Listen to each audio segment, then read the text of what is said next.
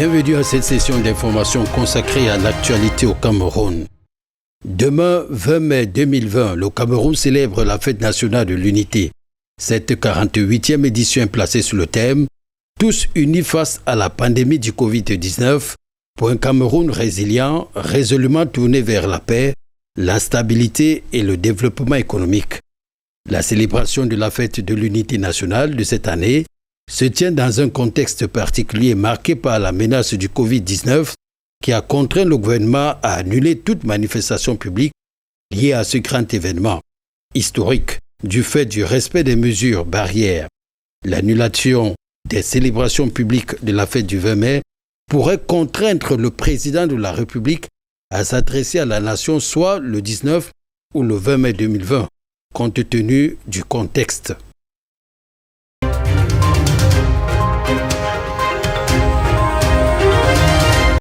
À Kribi, dans la région du Sud, non-respect des mesures barrières, un casse-tête chinois qu'on retrouve même durant les cérémonies officielles. C'est le cas ici à la sous-préfecture de Kribi 1er, lors de la cérémonie de remise des dons du chef de l'État.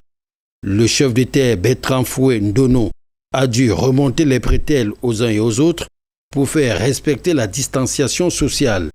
Dans les rues et autres lieux publics, le port du masque, supposé être obligatoire, est malheureusement aléatoire. Mais à culpa de certains commerçants, les mesures d'assouplissement font du bien, mais aussi du mal. Merci au président de la République qui a permis à nous les commerçants de reprendre les choses en main malgré que nous aussi nous faisons la tête de ne pas respecter vraiment ce qu'on nous demande. Mais je dis quand même merci. Merci beaucoup. En l'absence d'une prise de conscience, certains esprits proposent des mesures coercitives. S'il peut revenir dans les lois de 6h à 18h, c'est bon.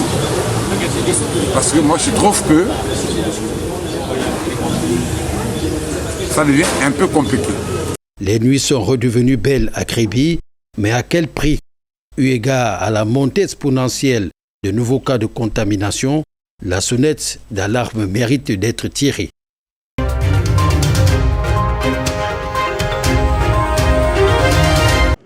La Commission nationale du croissant lunaire informe les musulmans camerounais que la recherche de la lune devra marquer la fin du mois de Ramadan. Édition 2020 commence le vendredi 22 mai au coucher du soleil. Dans ce communiqué, il est clairement dit que si le croissant lunaire est observé au soir du 22 mai, la fête de Ramadan aura lieu, Inch'Allah, le samedi 23 mai 2020. Dans le cas contraire, le mois de Ramadan sera compté à 30 jours et la fête aura automatiquement lieu le dimanche 24 mai.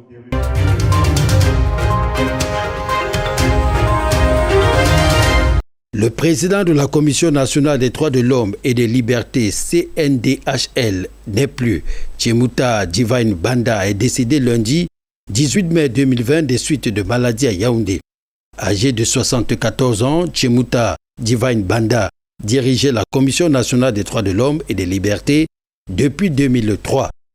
Depuis l'annonce de son décès, les hommages affluent. On retiendra surtout celui de Human Rights Watch, par la plume d'Hilaria Allegrossi, qui a surtout insisté dans son témoignage sur le dernier combat mené par Tchemuta Divine Banda de son vivant. Pour l'italienne, l'ex-président de la Commission nationale des droits de l'homme et des libertés a joué un rôle prééminent dans la restitution de la vérité sur le tram de Karbou dans la région du nord-ouest Cameroun. La communauté des droits de l'homme perd ainsi une personnalité les plus respectés.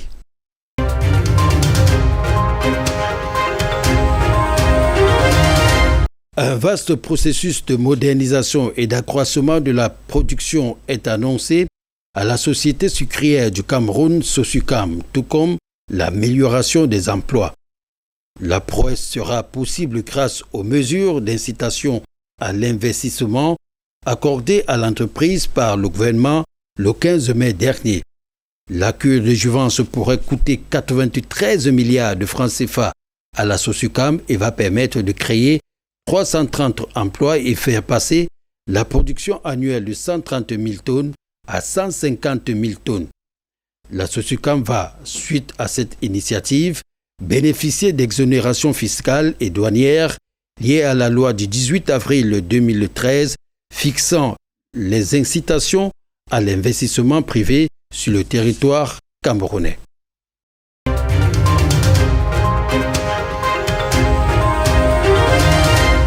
La taxe communale divise le maire et les commerçants de Ngon dans la région du Nord Cameroun.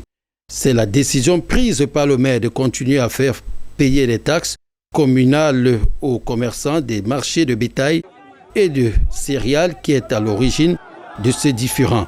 Malgré la mesure d'assouplissement prise par le chef de l'État, notamment la mesure 11 consacre l'exonération du titre au deuxième trimestre de l'impôt libératoire et des taxes communales de droit de place sur les marchés au profit des petits revendeurs.